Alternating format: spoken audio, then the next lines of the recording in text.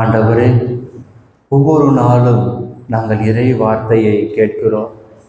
அந்த இறை வார்த்தை எங்கள் உள்ளத்தில் நிறுத்தும்படியாக, உள்ளத்தில் நிறுத்துகிற அந்த இறை வார்த்தை சிந்தனையில் வரும்படியாக, சிந்தனையில் இருக்கிற வார்த்தை வாழ்க்கையிலும் வார்த்தையிலும் நாங்கள் ஒவ்வொரு நாளும் தியானிக்க, அவற்றை போதிக்க, வாழ்ந்து காட்ட வரம் தாரும். இவற்றை எங்கள் ஆண்டவரும் திருமகனுமாகி இயேசு கிறிஸ்து வழியாக கொண்டாடுகிறோம். அமர்வோம். இரண்டாவதாக, நாம் இந்த உலகத்தில் விண்ணக பேரின்ப ஆசீர்வாதத்தை பெற வேண்டும் என்றால் ஒளிமயமான ஒரு வாழ்வு நமக்கு இருக்க வேண்டும். அப்பொழுதுதான் விண்ணகத்திலே நமக்கு பேரின்ப அந்த வாழ்வு நமக்கு கிடைக்கும். அன்னை மரியாளுடைய விண்ணேற்பு நமக்கு அதை தான் சுட்டி காட்டுகிறது. திருவெளிப்பாடு புத்தகம் 12ஆம் அதிகாரத்துல அன்னை மரியாளை பற்றி சொல்லுகிற பொழுது, அவர் கதிரவனை ஆடையாக அணிந்திருந்தார் என்று சொல்லி நாம் வாசிக்கிறோம். கதிரவனை ஆடையாக அணிந்திருந்தார். அந்த அளவிற்கு ஒளிமயமான ஒரு வாழ்க்கையை அவர் வாழ்ந்தார் என்று சொல்லுகிறார். இந்த ஒளிமயமான வாழ்க்கை அவர் யாருக்கு கொடுத்தார் என்று பார்க்கிற பொழுது, நம் ஆண்டவராகிய இயேசுதான் இந்த ஒளிமயமான ஒரு வாழ்வை அன்னை மரியாவுக்கு கொடுத்தார் என்று சொல்லுவதை நாம் பார்க்கின்றோம். எப்படி நம் ஆண்டவராகிய இயேசு கிறிஸ்து சிலுவையிலே உயிர் விட்ட பிறகு 3 நாள் அவர் கல்லறையில் தூய் கொண்டு அவர் உயிர் தெழுந்து விண்ணகம் சென்றாரோ, அதே போன்று அன்னை மரியாள் இறந்த உடனே மற்ற மனிதர்களை போன்று அல்ல, மற்ற மனிதர்கள் இந்த பூ உலகிலே மடித்த உடனே அவர்களுக்கென்று நீதி தீர்ப்பு வருகிற வரை அவர்கள் இந்த பூமியிலே அவர்கள் இருப்பார்கள் என்பதுதான் வரலாறு. அதுதான் விண்ணோரின் வாக்கு கூட. ஏனென்றால் அவரவருடைய நீதி தீர்ப்பு வருகிற பொழுது அவர்கள் உயிர் தெழுவார்கள், அப்பொழுது அவர்களை விண்ணகத்திற்கு எடுத்துக்கொள்வார்கள் என்று சொல்லுகிறது. ஆனால் அன்னை மரியாள் அப்படி அல்ல. அன்னை மரியாள் இறந்த உடனே 3 நாளில் அவர் விண்ணகத்திற்கு ஒளியாக எடுத்துக்கொள்ளப்பட்டார்.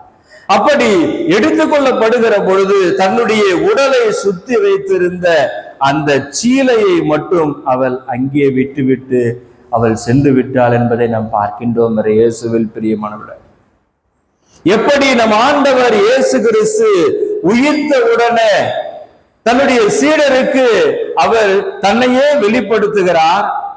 ஆனால் ஒரே ஒரு நபர் மட்டும் சொல்லுகிறார், அவருடைய ஆணிகளால் ஏற்பட்ட அந்த தழும்பை சரியா பார்த்து, அவருடைய இதயத்தில் சரியா ஏற்பட்ட அந்த தழும்புகளில் என்னுடைய கையை விட்டால் ஒழிய நம்ப மாட்டேன் என்று சொன்னாரு.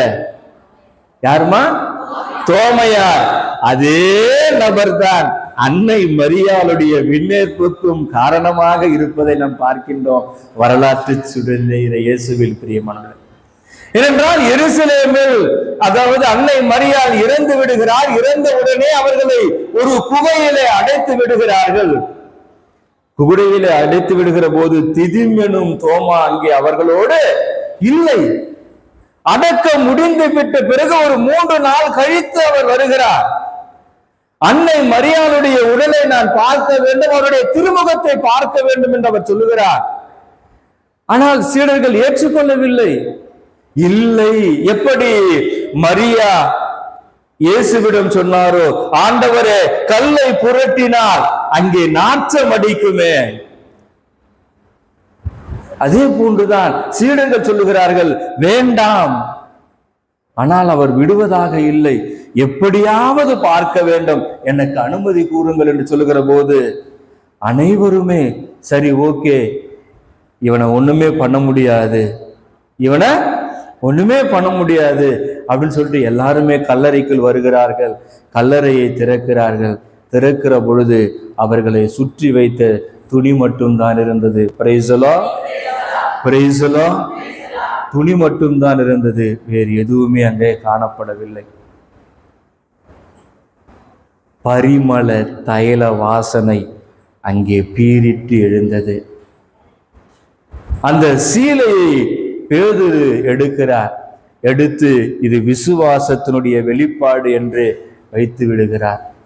அந்த வெற்று குகைகள் தான் நமக்கு சொல்லி தருகிறது, இந்த பூ உலகிலே பிறகு வாழ்ந்து இறக்கிற ஒவ்வொருவருக்குமே விண்ணகத்திற்கு ஒரு நாள் எடுத்து கொள்ளப்படுவார்கள் என்கிற ஒரு செய்தி அன்னை மரியாளுடைய அந்த இறப்பிலிருந்து அனைவரும் புரிந்து கொள்கிறார்கள்.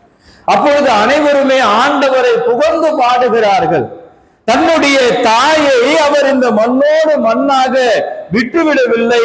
தான் எப்படி உயிர்த்தெழுந்தாரோ அதே போல இவளையும் விண்ணகத்திற்கு எடுத்துக்கொண்டார், ஒரு ஒளியை போல விண்ணகத்திற்கு எடுத்துக்கொண்டார் என்று வரலாறு கூறுகிறது. கிறிஸ்துவில் பிரியமானவர்களே, அங்கே மகிழ்ச்சியோடு அவர்கள் திருப்பாடலை பாடுகிறார்கள், புகழ்ந்தேத்துகிறார்கள். அந்த குகைகளை விட்டு அவர்களால் வெளியே வரவே முடியவில்லை. ஆண்டவர் செய்த அதிசயங்கள் அற்புதங்களை நினைத்து பார்த்து பாடி பாடி பாடி அவர்கள் அந்த குகையை விட்டு வெளியே வரவே இல்லை. ஒரு நேரம் விண்ணகத்திலிருந்து வானதூதர் வருகிறார். வந்தவுடனே அந்த சீடர்களோடு அவர் பேசுகிறார். கலிலேயரே, இன்னும் நீங்கள் இந்த குகைகளில் கடவுளை போற்றி புகழ்ந்து ஆராதனை செய்து கொண்டிருக்கிறீர்களே, நீங்கள் சென்று ஆண்டவருடைய மகிமையை பறைசாற்றுங்கள். இந்த உலகத்தில் இருக்கிற அனைவருக்கும் விசுவாசத்தை வெளிப்படுத்துங்கள், நம்பிக்கையை வெளிப்படுத்துங்கள். ஆண்டவர் அனைவரையும் உயிர்த்தெழ செய்வார் என்ற ஒரு அசைக்க முடியாத வாக்குறுதியை அவர்களுக்கு கொடுங்கள் என்று அந்த வானதூதர்கள் சொல்லுகிறார்கள். வானதூதர் சொன்ன உடனே சீடர்கள் அனைவருமே இறை வார்த்தையை போதிக்க செல்கிறார்கள். இறை வார்த்தையை போதிக்கிற ஒவ்வொருவருக்குமே அன்னை மரியாள் துணை இருக்கிறார். Praise the Lord, praise the Lord. ஆகவேதான் கிறிஸ்துவில் பிரியமானவர்களே, குருக்கள் எத்தகைய ஒரு பாவத்தை செய்தாலும் கூட கடவுள் மன்னிக்கிறார் என்றால் அன்னை மரியாளுடைய உடனிருப்பு ஒவ்வொரு குருக்களிடத்திலும் இருக்கிறது. ஏனென்றால் அவர்கள் இறை வார்த்தையை போதிக்கிறார்கள், விசுவாசத்தை கட்டி எழுப்புகிறார்கள். ஆகவே அவர்களும் மனிதர்களாய் இருப்பதனாலே பாவத்தில் விழுகிற போது கூட அந்த பாவத்தை மன்னிக்க கூடிய அளவிலே அன்னை மரியாளுடைய பரிந்துரை ஒவ்வொரு குருக்களுக்கும் இருப்பதை நாம் பார்க்கின்றோம். முதலாவதாக. இரண்டாவதாக, அந்த சீடர்கள் எப்பொழுதெல்லாம் இடறி விழுகிறார்களோ அவர்களை தாங்கி பிடிப்பவர்களாக அன்னை மரியாள் இருக்கிறார். அதே போன்றுதான் குருக்களுக்கும் இடறி விழுகிற பொழுது தாங்கி பிடிப்பவளாகவும் அவர்களுக்காக இறுதி வரை பரிந்து பேசுகிறவளாகவும் அன்னை மரியாள் இருப்பதை நாம் பார்க்கின்றோம். இயேசுவில் பிரியமானவர்களே, அந்த சீடர்கள், போதித்த சீடர்கள் விண்ணகத்திற்கு செல்கிற வரை அன்னை மரியாள் அவர்களோடு இருந்தார். இறை வார்த்தையை அகிலமெங்கும் பரப்பு விசுவாசத்தை வளர்த்தெடுக்கிற ஒவ்வொரு குருக்களும் விண்ணகத்திற்கு செல்ல வேண்டும் என்பது அன்னை மரியாளுடைய எண்ணம். ஏனென்றால் அன்னை மரியாள் ஒரே ஒரு முறைதான் தன்னுடைய திருமகனை வயிற்றிலே சுமந்தார், அந்த கர்ப்பத்திலே சுமந்தார்.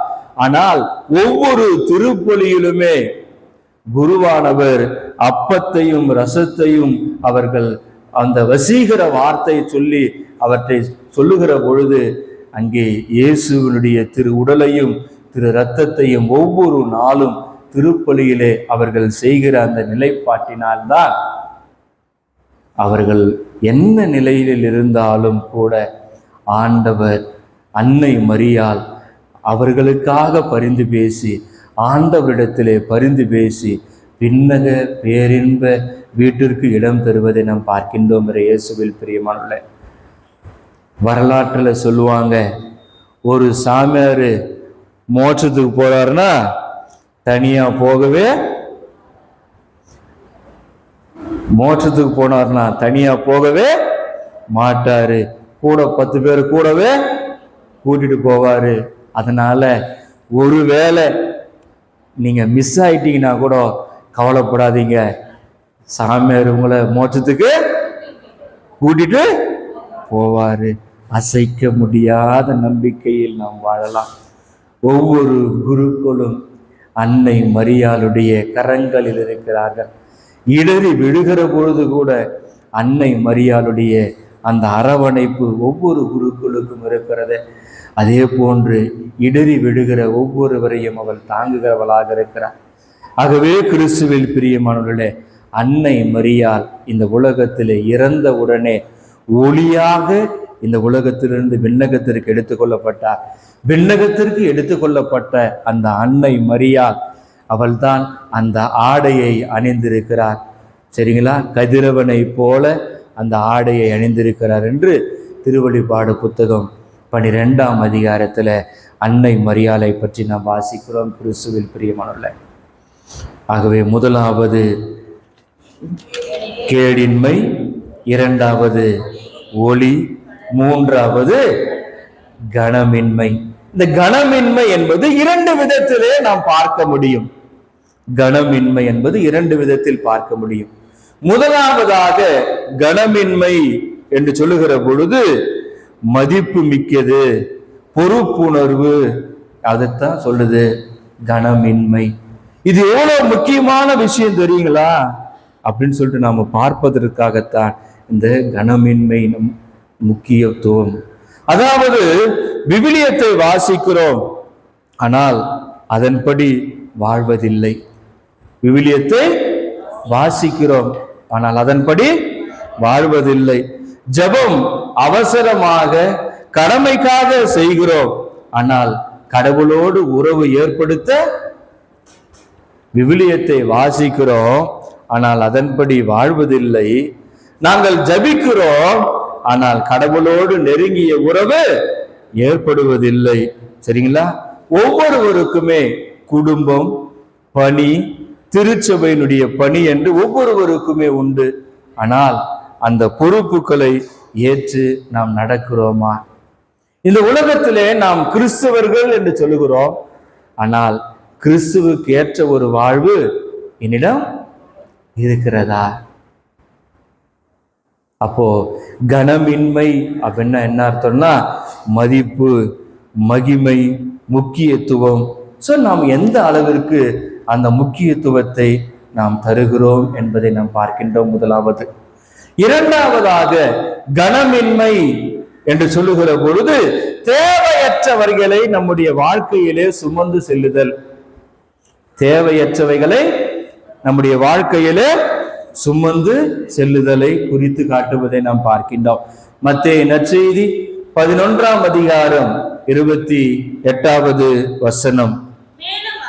மேலும் அவர் பெரும் சுமை சுமந்து சோர்ந்திருப்பவர்களை எல்லாரும் என்னிடம் வாருங்கள், நான் உங்களுக்கு இளைப்பாறுதல் தருவேன்.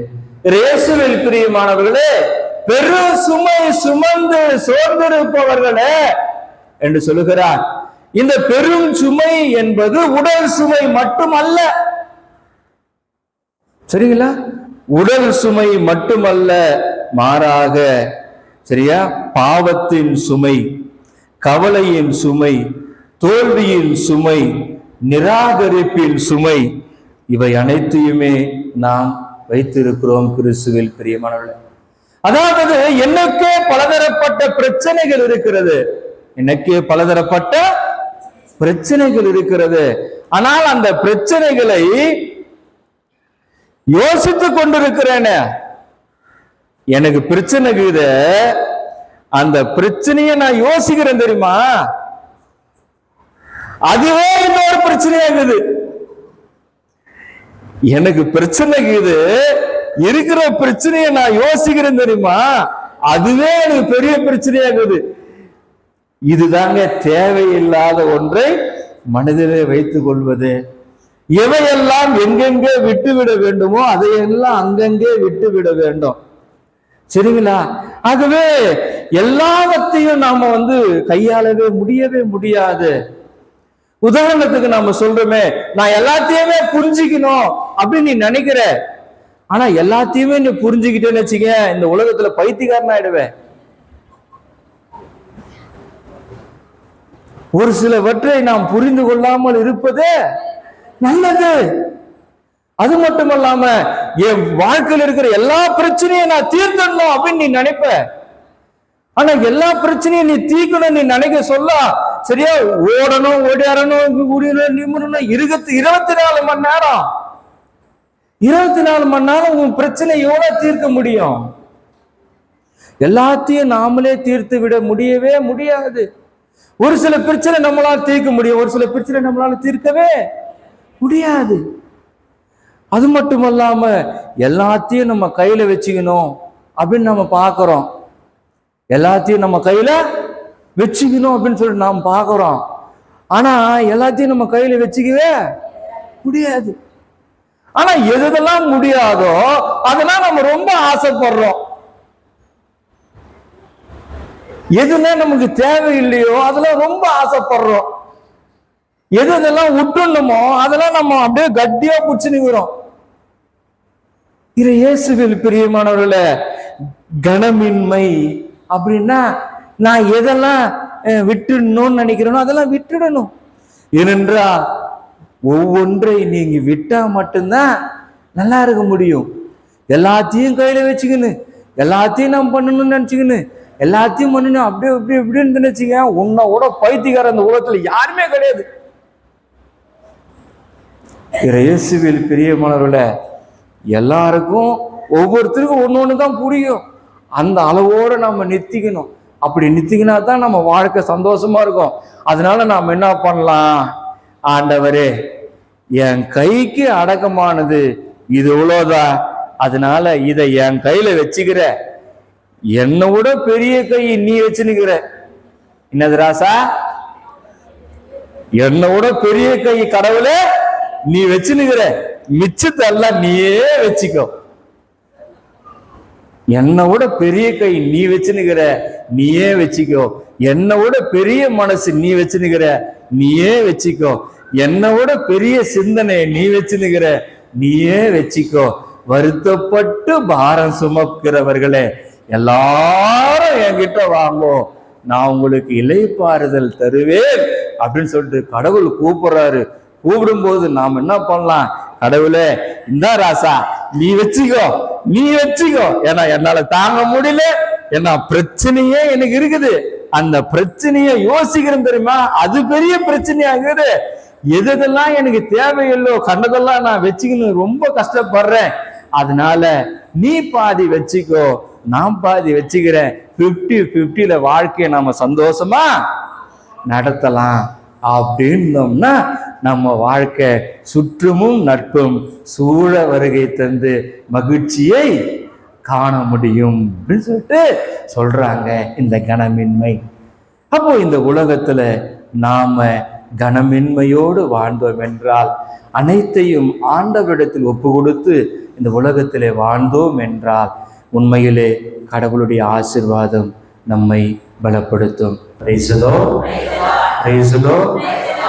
அமர்வோம். நாம் விண்ணேற்றம் அடைவதற்கு 4 தேவை அப்படி சொன்னேன். முதலாவது கேடின்மை, 2வது ஒளி, 3வது கனமின்மை, 4வது நுட்பம். என்னதுமா? நுட்பம். நுட்பம்னா என்ன? நுட்பம் என்பது ஒரு செயலை சரியாக செய்வது, திறமையுடன் செய்வது, விளக்கமாக செய்வது. ஒரு செயலை சரியாக செய்வது, திறமையுடன் செய்வது, விளக்கமாக செய்வது. உதாரணத்துக்கு ஒரு கணவன் மனைவி, கணவன் மனைவி ஒரு குடும்பத்தில் இருக்கிறாங்கன்னா திடீர்னு கணவனுக்கு ஒரு சில நேரத்துல கோபம் வரும். கோபம் வந்துச்சுன்னா திடீர்னு அவர் என்ன பண்ணுவாரு? கோபப்பட்டதுன்னா பேசுவாரு. மனைவி ரெண்டு விதத்துல பதில் சொல்லலாம். கணவன் கோபப்பட்டு பேசிட்டாங்கன்னா மனைவிக்கு ஆப்பர்ச்சுனிட்டிஸ் ரெண்டு இருக்குது. ரெண்டு விதத்துல பதில் சொல்லலாம். ஒண்ணு, அவரு எந்த கோபத்துல பேசுறாரோ அதே டோன்ல திருப்பி அடிக்கலாம். ஒண்ணு. ரெண்டாவது, ராசா இது ஊ நேரம் நீ செய் ராசா, எனக்கு நேரம் வரும் அப்படின்னு சொல்லிட்டு பொறுமையா இருந்துட்டு நிதானமா இருந்துட்டு எப்போ பேசுறோமோ அப்போ சறுக்குன்னு பேசிட்டு முடிக்கிறாங்க பத்தியா, அது பேரு தான் நுட்பம். விளங்குதுங்களா? அதாங்க நுட்பம் அப்படின்றது. சரியா? எந்த நேரத்துல எப்படி பேசணுமோ பக்குவமா இருந்து மனநிலையோடு பேசுவதுதான் நுட்பம் அப்படின்னு சொல்றாங்க. ஆகவே இந்த உலகத்துல மனிதனுக்கு அறிவு என்பது மிக மிக முக்கியம். ஏனென்றால் அறிவு நமக்கு இருக்குது அப்படின்னா நாம என்ன செய்யணும் அப்படின்றத நமக்கு சொல்லி தருவது சரியா அறிவு. என்ன செய்யணும் அப்படின்னு சொல்லி தருது.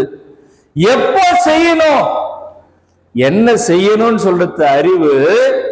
எப்போ செய்யணும்னு சொல்றது ஞானம். எப்ப செய்யணும்னு சொல்றது ஞானம். ஆனா எப்படி செய்யணும் அப்படின்னு சொல்றதா நுட்பம். ஆகவே கிறிஸ்துவில் பிரியமானவர்களே, இந்த உலகத்துல நாம் நுட்பத்தை கையாளுகிற பொழுது உண்மையிலே நமக்கு விண்ணக ஆசீர்வாதம் கிடைக்கும். ஏனென்றால் என்ன செய்ய வேண்டும் என்பது முக்கியம்தான். எப்படி செய்ய வேண்டும் என்பது அதைவிட முக்கியமானதாக இருப்பதை நாம் பார்க்கின்றோம். இந்த உலகத்திலே எப்பொழுது என்ன என்பதை விட எப்படி செய்ய வேண்டும் என்பதுதான் அறிவில் சிறந்ததொன்றாகவும் மதிப்பையும் மாண்பையும் தரக்கூடியதாகவும் இருப்பதை நாம் பார்க்கின்றோம். ஆகவேதான் மத்தேயு நற்செய்தி 10ஆம் அதிகாரம் 16வது வசனத்துல ஆண்டவர் சொல்லுகிறார்,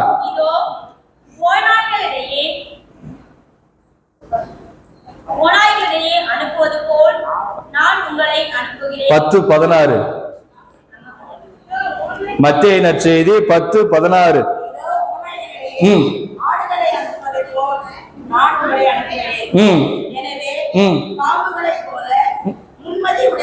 பாம்புகளை போல முன்மதி உடையவர்களாகவும் புறாக்களை போல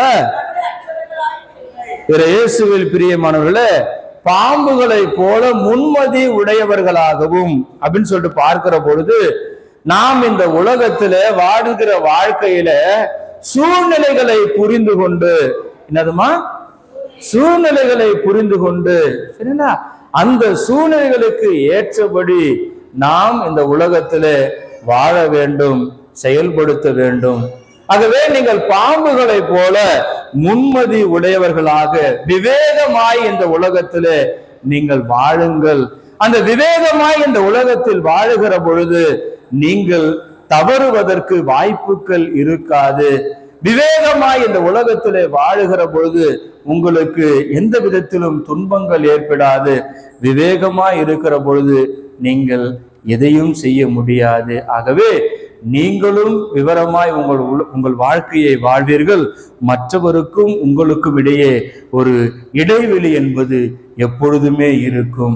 விவேகத்தோடு வாழுகிற போது உங்களுக்கு ஆபத்து என்பது இருக்காது என்று சொல்கிறார். அடுத்ததாக புறாக்களை போல கபடற்றவர்களாகவும், சரிங்களா, அந்த கபடற்ற வாழ்க்கை தான் நுட்பம் அப்படின்னு சொல்றாங்க.